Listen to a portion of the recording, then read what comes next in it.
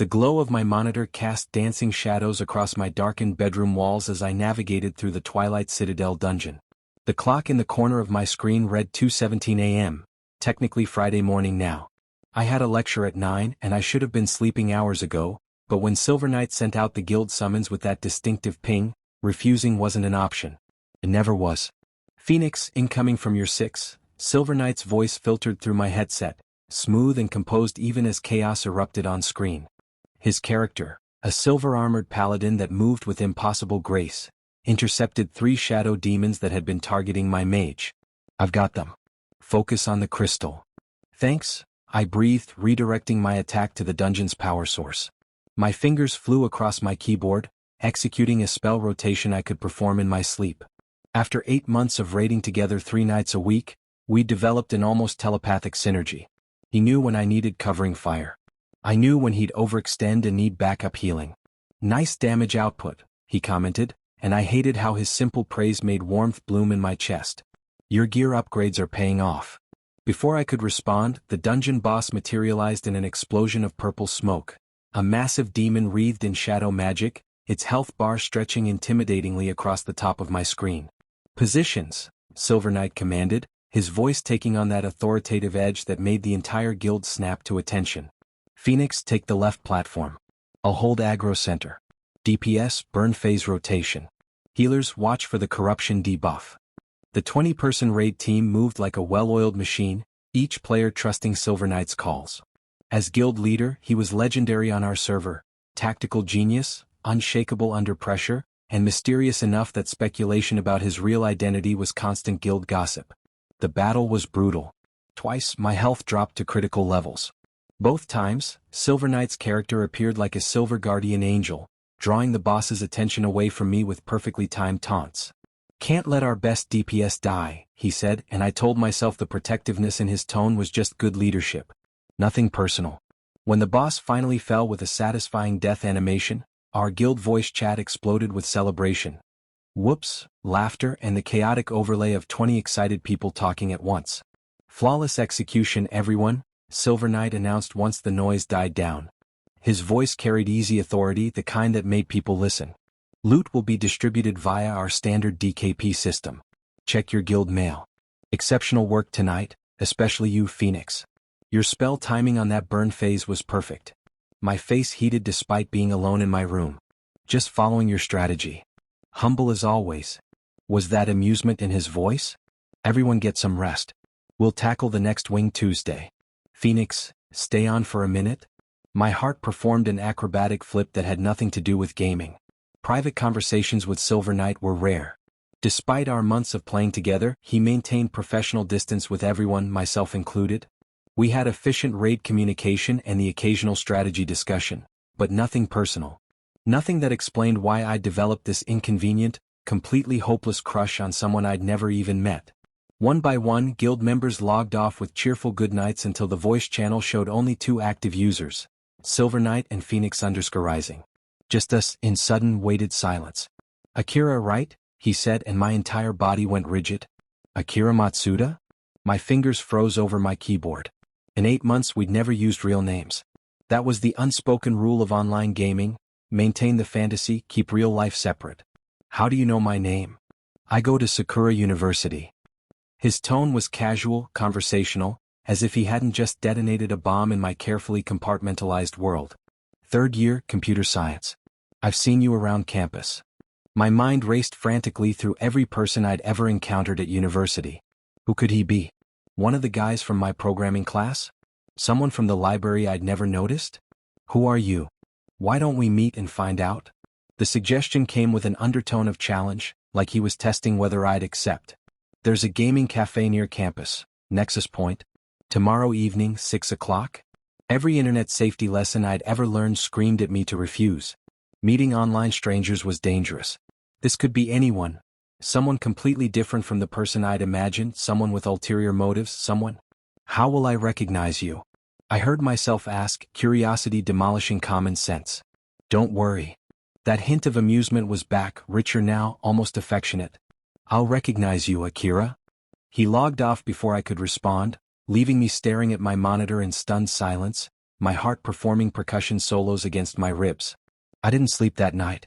Instead, I lay in bed, staring at my ceiling, wondering who SilverKnight could possibly be and why he'd waited 8 months to reveal he knew my identity. Had he been watching me on campus? The thought should have been creepy, but instead, it sent illicit thrills down my spine. The next evening, I arrived at Nexus Point 15 minutes early, anxiety and anticipation warring in my stomach. I'd changed outfits 3 times, finally settling on dark jeans and a fitted black hoodie, casual but not sloppy. The cafe hummed with after-class energy, filled with the rhythmic clicking of mechanical keyboards, the glow of RGB lighting, and low conversations punctuated by gaming commentary. I chose a spot near the entrance where I could watch the door, ordering a coffee I didn't drink, just so my hands had something to hold. Akira. The voice came from behind me, the same voice I'd heard through my headset for 8 months, but richer in person, textured with warmth that Discord compression couldn't capture. I turned, and my coffee cup nearly slipped from my suddenly nerveless fingers. Ren Takahashi stood 3 feet away and my entire world tilted sideways. Everyone at Sakura University knew Ren Takahashi. He was campus royalty, top of his class in computer science, captain of the kendo team, heir to some tech company fortune. He moved through university surrounded by admirers but somehow remained untouchable, maintaining an air of mysterious aloofness that only made him more magnetic. Tall and lean with an athlete's build, he had sharp, elegant features softened by dark hair that fell artfully across his forehead, and eyes so intensely dark they seemed to absorb light. I'd seen him exactly twice before. Once giving a presentation in the computer science building that had the entire auditorium mesmerized, and once in the library surrounded by people he barely acknowledged while he worked alone. He was completely, impossibly out of my league. My voice came out strangled. You're SilverKnight? His lips curved into a smile that transformed his usually impassive face into something devastatingly beautiful. Surprised? That's an understatement. I struggled to process this information. Ren Takahashi spent his nights playing MMORPGs? Ren Takahashi had been my gaming partner for 8 months? You're always surrounded by people on campus, but you never seem to actually talk to anyone. Small talk bores me, he said simply, gesturing toward a private gaming booth in the corner. I prefer meaningful connections. Shall we? Still somewhat dazed, I followed him into the booth, a semi-private space with 2 high-end gaming stations and a door that muted the cafe's ambient noise. We set up side by side, close enough that our shoulders nearly touched. This proximity felt different from gaming alone in my room, charged with new significance. I could smell his cologne now, something subtle, expensive, with notes of cedar and something darker I couldn't identify. I've wanted to meet you for a while, Ren said as he logged in with practiced efficiency, his fingers flying across his keyboard. You're an exceptional player, Akira. Strategic, quick-thinking, adaptable. You don't panic under pressure. I could say the same about you. I was desperately trying to act normal, like sitting next to Ren Takahashi wasn't causing minor cardiac arrest. Your tactical calls are legendary on the server. We make a good team. He glanced sideways at me and something in his expression made my breath catch. A warmth, an intensity that his in-game avatar could never convey. I'd like to explore that further. If you're interested. The words felt weighted with double meaning, or maybe I was projecting. Interested in what, exactly? For now. His smile turned almost playful. Let's start with gaming. I have a much better setup at my apartment than this cafe can offer. We could make this a regular thing. My logical brain warned that this was moving fast, that I barely knew this person despite months of gaming together. But my heart was already several steps ahead, performing complicated gymnastics in my chest. I'd like that, I said, meeting his eyes. Good. Ren's smile widened slightly, satisfaction flickering across his features. Then let's play. We fell into our familiar rhythm, but everything felt different now. Every time he leaned closer to point at my screen, I became hyper-aware of the heat radiating from his body. When his hand accidentally brushed mine while reaching for his drink, electricity arced up my arm, raising goosebumps. 3 hours evaporated. When we finally logged off, the cafe was nearly empty, most students having dispersed to weekend parties or their beds. Same time next week? Ren asked as we packed up. My place. I'll send you my address. I nodded, not trusting my voice. Walking home through empty streets, I couldn't stop replaying every moment, every word, every look. My phone buzzed. A message from an unknown number. Unknown *, had fun tonight, Akira. Looking forward to next time. Ren. I saved his contact information with shaking hands, then spent the entire walk home wondering what I'd just gotten myself into, and why my heart wouldn't stop racing with anticipation for next Friday. Ren's apartment was exactly what I'd expected. Modern, minimalist, and clearly expensive. Floor-to-ceiling windows overlooked the city, and his gaming setup occupied an entire wall with dual curved monitors and custom RGB lighting. "Make yourself comfortable," he said, hanging up our jackets. "Want something to drink? Just water is fine." I was too nervous for anything else. This became our routine over the next few weeks. 3 times a week, I'd head to Ren's place after classes. We'd order takeout, game until late, and talk about everything from programming to terrible anime plots. He was different here, more relaxed, more himself. The distant persona he wore at university melted away. But something was changing between us. It started small. Ren would sit closer than necessary, our knees touching. His hand would linger on my shoulder when he leaned over to see my screen. During intense gaming moments, I'd catch him watching me instead of his monitor, something warm and indefinable in his eyes.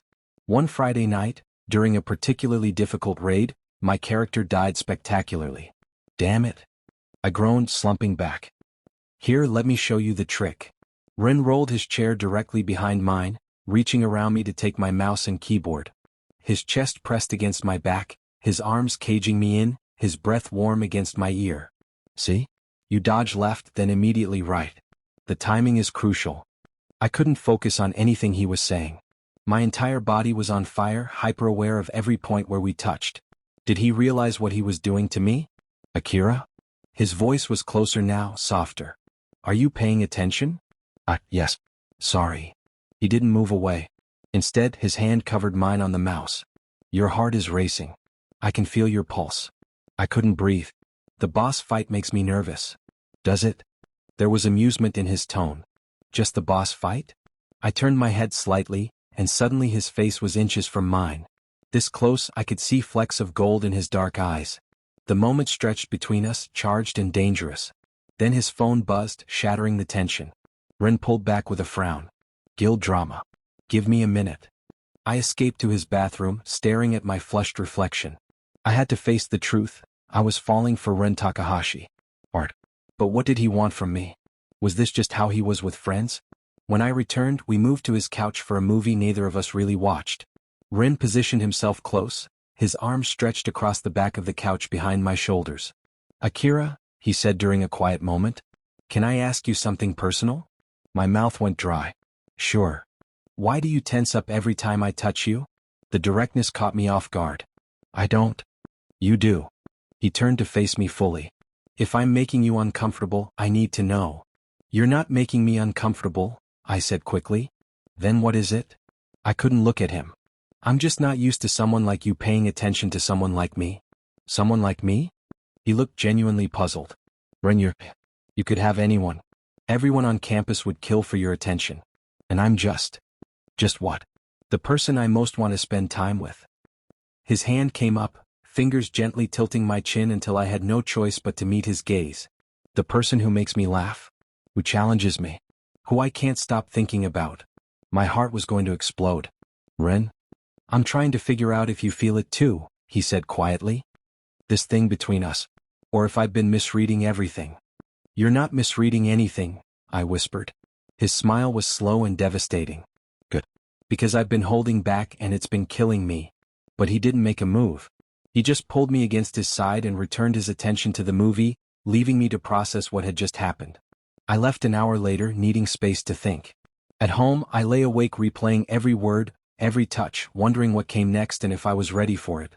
A week later, our guild achieved a major victory, defeating the Nightmare Spire. Ren suggested celebrating at his place. "Just us," he'd said. "I want to properly celebrate with you."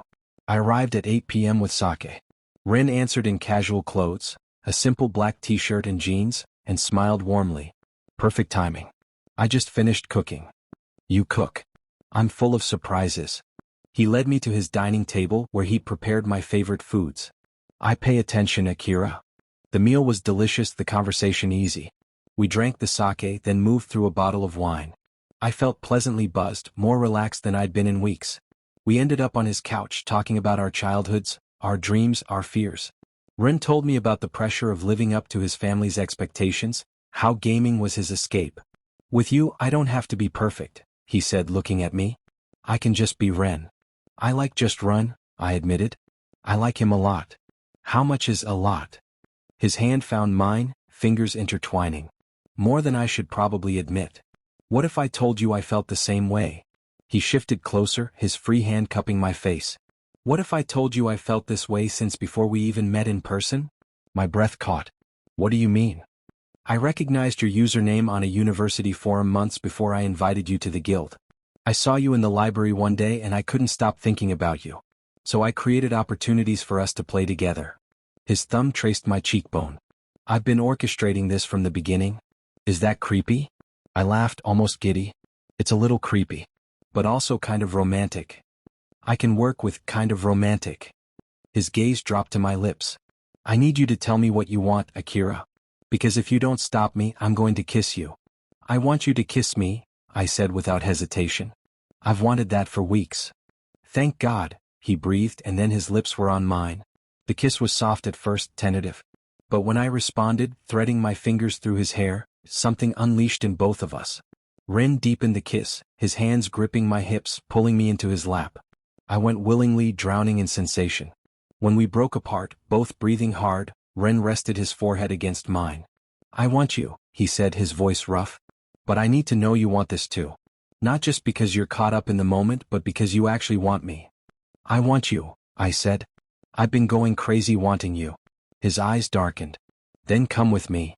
He stood, offering his hand. I took it, letting him lead me to his bedroom. At the doorway he paused. Last chance to change your mind. No judgment, no awkwardness. I answered by pulling him into another kiss, walking backward until my legs hit the bed. I'm not changing my mind, I whispered. Ren's smile was pure satisfaction as he gently pushed me onto the mattress, following me down. Good. Because I don't plan on letting you go now that I finally have you. The city lights filtered through his windows as he kissed me again, deeper, his hands beginning to explore. Every touch felt electric. Akira, he murmured against my neck. Tell me if anything is too much. Nothing is too much, I gasped. I trust you. I'll take care of you, he promised, and I believed him completely. Asterisk. The night stretched ahead of them, filled with whispered words, gentle touches, and the kind of intimacy that changes everything. When they finally fell asleep, tangled together in Ren's sheets, both knew that whatever they'd had before had transformed into something infinitely more precious. Asterisk. Sunlight streaming through unfamiliar windows woke me. For a moment I was disoriented until last night came flooding back. I was in Ren's bed and his arm was draped across my waist, his body warm against my back. Panic hit me. What had we done? How would this change things? What if he regretted it? I can hear you overthinking, Ren's sleep-rough voice murmured. His arm tightened. Stop it. I rolled over to face him. His hair was messy, his eyes heavy-lidded. What does this mean for us? What do you want it to mean? I asked first. He smiled, brushing my hair back. I want you to be my boyfriend. I want to take you on actual dates. I want to hold your hand on campus and wake up next to you as often as you'll let me. His expression grew serious. But only if that's what you want too. I'm not playing games anymore, Akira. Relief flooded through me. I want all of that. I was just scared you'd think last night was a mistake. Last night was a lot of things, but a mistake isn't one of them. He kissed me slowly. You're mine now. I don't share and I don't give up my treasures. Did you just call me a treasure? That's so corny. You love it, he said confidently, and I did. We spent the morning in bed, talking and laughing, ordering breakfast because neither of us wanted to move. Come back tonight? Ren asked as I prepared to leave. We can game like normal. Well, relatively normal. Relatively? He pulled me close. I make no promises about keeping my hands to myself. I'm not complaining, I said, grinning. Over the next few weeks, we navigated our new relationship. We kept it quiet at first, but our guild was another matter.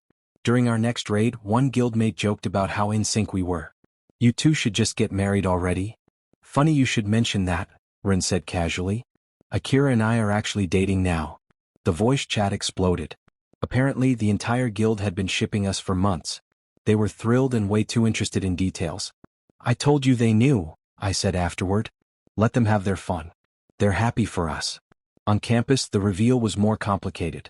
It happened accidentally when Ren kissed me hello in the library. Several students witnessed it, and by the next day rumors were everywhere. Ren handled it by confirming everything publicly. He posted a photo of us on social media with a simple caption, "Player 2 has entered my life." The response was mixed, but Ren seemed unbothered. "They'll find something else to gossip about soon," he said, lacing his fingers through mine as we walked across campus.